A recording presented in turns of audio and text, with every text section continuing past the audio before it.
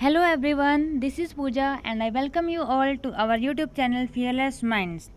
आज हम डिस्कस करने वाले हैं करंट अफेयर्स जो कि रहेगी 5 जुलाई 2020 की। और जितने भी इम्पोर्टेंट करंट अफेयर्स रहेंगी एग्ज़ाम के हिसाब से तो वो सब हम डिस्कस करेंगे। और सबसे पहले हम ये डिस्कस करने वाले हैं कि जो कल का क्वेश्चन ऑफ द डे था उसका विनर कौन है। काफ़ी स्टूडेंट्स के इसका आंसर आया था और मोस्ट प्रोबेबली सबका ही सही आंसर था। और जो स्टार्टिंग में 5-7 जो कमेंट आए थे वो मतलब ऐसे हैं कि जिनके बहुत आसपास टाइमिंग में हैं। जैसे जिस किसी का सबसे पहले आया तो सेकंड वाले का उसके जस्ट बाद ही आ गया है।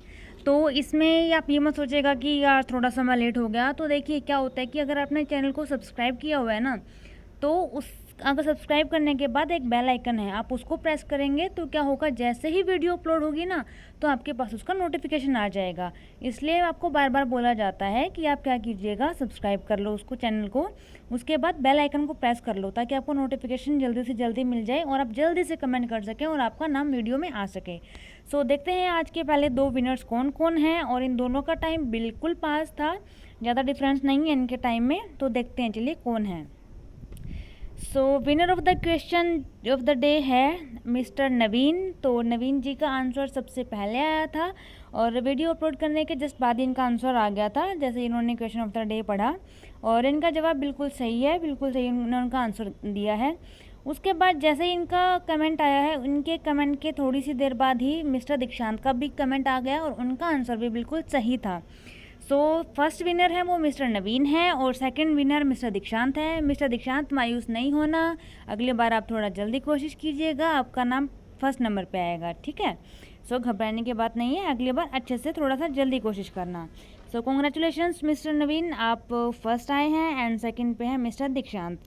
क्वेश्चन अगर आपको याद हो तो क्वेश्चन क्या था कि स्पोर्ट्स मिनिस्टर ऑफ इंडिया कौन है, तो उसका आंसर है किरेन रिजिजू। ये आपका आंसर है किरेन रिजिजू। ये आपका था answer question of the day का। अब बात करते हैं आज के फर्स्ट क्वेश्चन की। देखिए 2 टाइम्स ओलंपिक बैडमिंटन चैंपियन ये रहे हैं कहाँ के, चाइना से। इन्होंने रिटायरमेंट ले ली है तो इनका नाम पूछा गया है कि इनका नाम क्या है। तो आप इनकी फ़ोटो देख सकते हैं यहाँ पे। तो ये अपने बैडमिंटन के साथ हैं। 2 टाइम्स ओलंपिक भी इन्होंने जीता है, बैडमिंटन के अंदर चैंपियन रहे हैं ये, और चाइना से हैं, ये भी याद रखना। देखिए अगर नाम दिख जाएगा तो आपको याद आ जाएगा कि हाँ ये चाइना से हैं। देखिए लिन दन इनका नाम है और ये चाइना से हैं।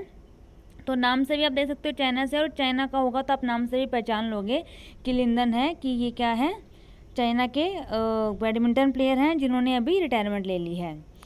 ये डिस्कस कर लेते हैं कि जो 2 टाइम ये विनर रहे हैं ये किस किस टाइम रहे हैं, 2008 एंड 2012। 2008 में थे बीजिंग के गेम्स, उसके बाद 2012 में हुए थे लंदन गेम्स। फाइन, तो 2008 में बीजिंग्स में हुए थे, वो आपको ध्यान रखना है जब ये चैंपियन रहे हैं। उसके बाद जब 2012 में लंदन गेम्स हुए थे तब भी ये चैंपियन रहे हैं उसमें। हो सकता है कई बार ईयर भी पूछ सकता है क्वेश्चन के अंदर कि कौन से ईयर में ये विनर थे, अगर थोड़ा सा क्वेश्चन डीपली जाएगा तो। अब बात करते हैं नेक्स्ट क्वेश्चन की तरफ। Government of India extends tenure of Sukhbir Singh Sandhu. देखिए ये सुखबीर सिंह संधू कौन है और इनका जो टेन्योर है ये देखिए, एक टेन्योर होता क्या है कि जितने टाइम तक किसी को अपॉइंट किया जाता है ना, जैसे हमारे प्राइम मिनिस्टर है, प्रेसिडेंट है, जितने टाइम तक इनको अपॉइंट किया जाता है, जैसे मान लो कि प्राइम मिनिस्टर हैं, ये 5 साल के लिए आएंगे, तो ये इनका टेन्योर टाइम पीरियड है कि हाँ ये टेन्योर है कि जो इतना ये टाइम पीरियड ये रहेंगे, अपनी जॉब करेंगे 5 साल तक, उसके बाद दोबारा से इलेक्शन होंगे, फिर इनको इलेक्ट किया जाएगा, फिर देखेंगे कि कौन जीतेगा। तो टाइम पीरियड जितना वो जॉब में रहेंगे तो वो इनका होता है टेन्योर। तो इनका टेन्योर अभी ख़त्म ही होने वाला है 21 जुलाई को, जो सुखबीर सिंह संधू हैं। और ये देखिए है क्या, ये चेयरमैन है NHAI के। ये हमने पहले भी डिस्कस किया था कि NHAI क्या है। ये है national highways authority of India.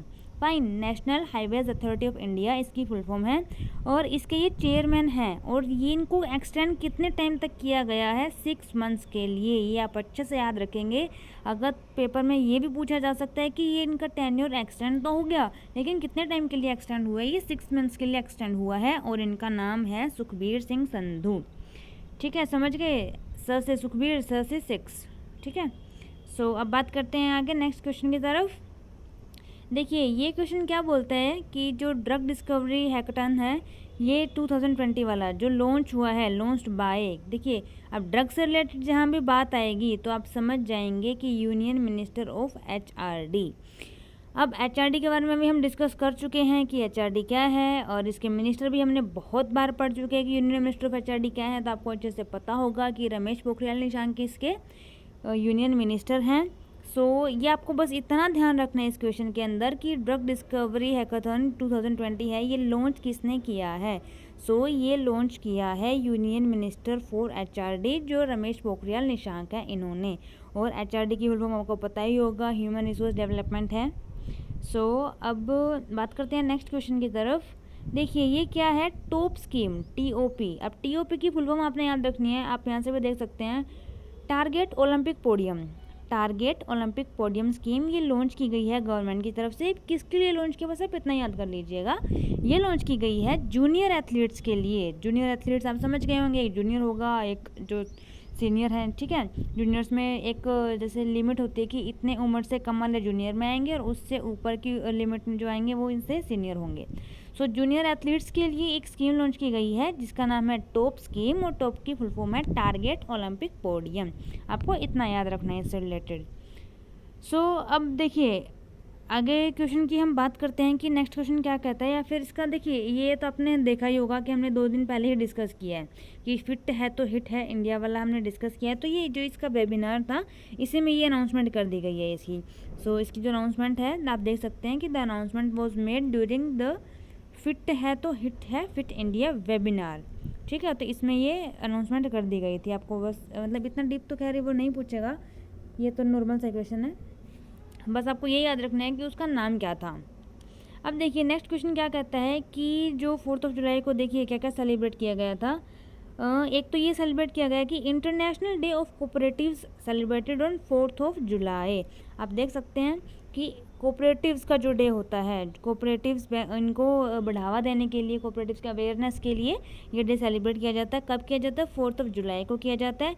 इससे रिलेटेड देखिए क्वेश्चन क्या आ सकता है कि इसकी थीम आ जाएगी, कि थीम क्या है इसकी, #कोप्स फॉर क्लाइमेट एक्शन। तो कोप्स आ जाएगा कोऑपरेटिव्स फॉर क्लाइमेट एक्शन, ये इसकी थीम है। अच्छा ये कब सेलिब्रेट किया जाता है, ये 4 जुलाई को इस बार सेलिब्रेट किया गया है।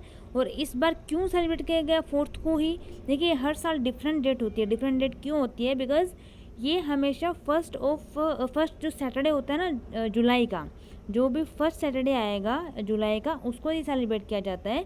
तो इस बार 4 जुलाई को फर्स्ट सैटरडे आ रहा था, दैट्स वाई ये सेलिब्रेट किया गया 4 जुलाई को। सो आप देख सकते हैं कि celebrated every year on first Saturday of July. First Saturday को हमेशा ये सेलिब्रेट किया जाता है, जुलाई का जो फर्स्ट सैटरडे होगा उसको। अच्छा तो अब सेक्रेटरी की बात करें कि इसके सेक्रेटरी कौन हैं, किसके secretary of United Nations UN के, तो वो हैं एंटोनियो गुटेरस। एंटोनियो गुटेरस आप इसे याद रख लेंगे कि secretary general of United Nations हैं। अब बात करते हैं सैप। देखिए SAP launches global Bharat program. देखिए किस लिए लॉन्च किया है सैप ने भारत प्रोग्राम, देखिए भारत से आप इंडिया याद कर लोगे, भारत से इंडियन, फिर एमएसएमई का आई होप सबको पता होगा क्या होता है, इसकी फुल फॉर्म वगैरह से भी डिस्कस कर लेते हैं। अब सैप इंडिया है क्या, सैप इंडिया के बारे में देख लो कि ये जर्मन टेक्नोलॉजी फिर्म है। ये डेफिनेटली क्वेश्चन पूछा जा सकता है ये कौन सी टेक्नोलॉजी फिर्म है, तो आपको पता होना चाहिए कि ये जर्मन टेक्नोलॉजी फिर्म है एंड जो क्या है सैप इंडिया है। अब देखिए ये प्रोग्राम क्यों लॉन्च किया है, कैसे लॉन्च किया वो डिस्कस कर लेते हैं। The program has been design to equip Indian micro small and medium enterprises. ये आपके एमएसएमई की फुल फॉर्म है, micro small and medium enterprises. अच्छा ये डिज़ाइन किया गया with digital technologies in order to make them globally competitive. ये पूरे ग्लोबल के में जो कॉम्पिटिशन है ना उसमें ये फैल जाए, कैसे, डिजिटल के तौर पे। देखिए आजकल जैसे ही कोविड-19 आया उसके बाद तो हर एक चीज़ डिजिटल हो गई है, और ये बहुत अच्छी बात है कि चीज़ें डिजिटली हो रही हैं। लोगों का जो हेडेक है वो बहुत कम हो जाएगा, आपस में इंट्रैक्शन वैसे अगर देखा जाए तो मिलना जुलना कम होगा, और उससे क्या है कि चीज़ें जल्दी हो जाएंगी, टाइम भी कंज्यूम होगा। और देखिए डिजिटल टेक्नोलॉजी के उससे हुआ है, ये किस लिए किया गया है, to make them globally competitive, ठीक है। तो बस आप ये ध्यान रख लीजिएगा।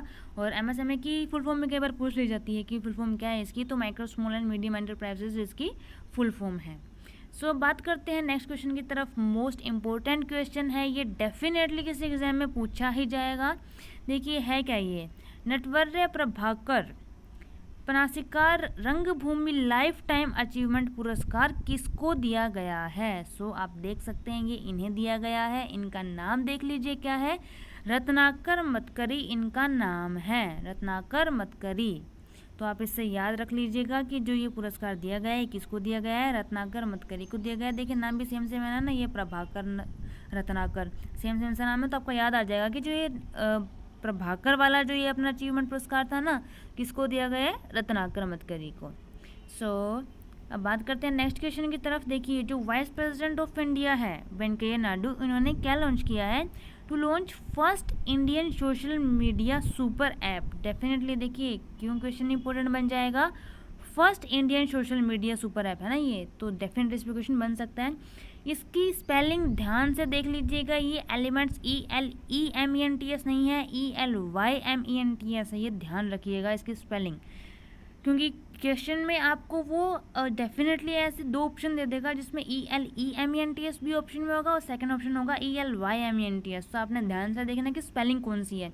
चलो जल्दबाजी में आप ये मत करना कि ELE वाला करो, ELY वाला करना है, ठीक है, इसको आप अच्छे से देख लीजिएगा। सो देखिए आप इसको अच्छे से याद कर लेना कि जो वाइस प्रेसिडेंट है वेंकैया नायडू, उन्होंने क्या लॉन्च किया है, first Indian social media super app. तो ये जो IT प्रोफेसर हैं उनके लिए किया गया है। सो अब बात करते हैं, ये भी काफ़ी इंपॉर्टेंट क्वेश्चन बन जाएगा, which state is to implement of Jal Jeevan mission. Jal Jeevan mission है जी ये, to improve the living standards in the state. कौन सी स्टेट में किया गया है? देखिए आज के दिन में देखा जाए तो वैसे भी पानी बहुत ज़्यादा वेस्ट हो रहा है। जब से कोविड-19 आया है तो लोग बार बार अपने हैंड वॉश किए जा रहे हैं और बहुत देखिए पानी उसमें डेफिनेटली बहुत वेस्ट हो रहा है। और वैसे भी हम पानी बहुत वेस्ट करते हैं कि अगर हम ब्रश भी करें तो पानी चलता चला मतलब जो टैप है उसको ओपन करके रखेंगे, तो वो चीज़ें प्लीज़ आप थोड़ा ध्यान रखिएगा। पानी बहुत ज़रूरी है बचाना आज के दिन में, बिकॉज नेक्स्ट वर्ल्ड वॉर जो होगा वो पानी के ऊपर ही होने वाला है। काफ़ी जगह ऐसी है कि लोग मतलब इतनी दूर दूर पैदल चल के पानी लेके आ रहे हैं आज के टाइम में भी। सो वो किस लिए, बिकॉज वहाँ बहुत ज़्यादा कमी है पानी की। हमें तो पानी मिल रहा है अगर, और हमें क्या है जितना पानी मिल रहा है हम सोचते हैं कि हाँ ठीक है, हम अगर हमारा 50 लीटर में काम चल भी रहा है तो हम क्या करेंगे 70-80 लीटर लगा देंगे बिना मतलब। हाँ गाड़ियाँ रोज़ धो रहे हैं, हम कोई भी व्हीकल उसको धोए जा रहे हैं। तो थोड़ा सा प्लीज़ आप भी ध्यान रखिएगा, इतना ज़्यादा पानी वेस्ट नहीं करना है, बिकॉज पानी की बहुत ज़्यादा कमी आने वाली है आने वाले टाइम में। आप पीने के लिए आप यूज़ कर सकते हैं, यूँ नहीं है कि आप पीने के लिए जैसे 2 लीटर पीना होता था आप 1 लीटर कर दो। पीना मतलब पानी पीना का मत करना, वैसे आप इसकी वेस्टेज कम करनी है, ठीक है। सो देखिए ये कहाँ किया गया है, ये आपने स्टेट याद रखनी है, तो ये है हिमाचल प्रदेश के अंदर, ठीक है। जल जीवन मिशन हिमाचल प्रदेश, इसे आप याद रख लीजिएगा। देखिए एक लास्ट क्वेश्चन हम डिस्कस करते हैं, क्या है, धर्मचक्र डे। ये भी कब सेलिब्रेट किया जाता है? ये सेलिब्रेट किया जाता है 4 जुलाई को। जो हमने अभी थोड़ी देर पहले डिस्कस किया था वो डे 4 जुलाई को इसी साल सेलिब्रेट किया गया, बिकॉज वो हर बार जुलाई के फर्स्ट सैटरडे को सेलिब्रेट किया जाता था।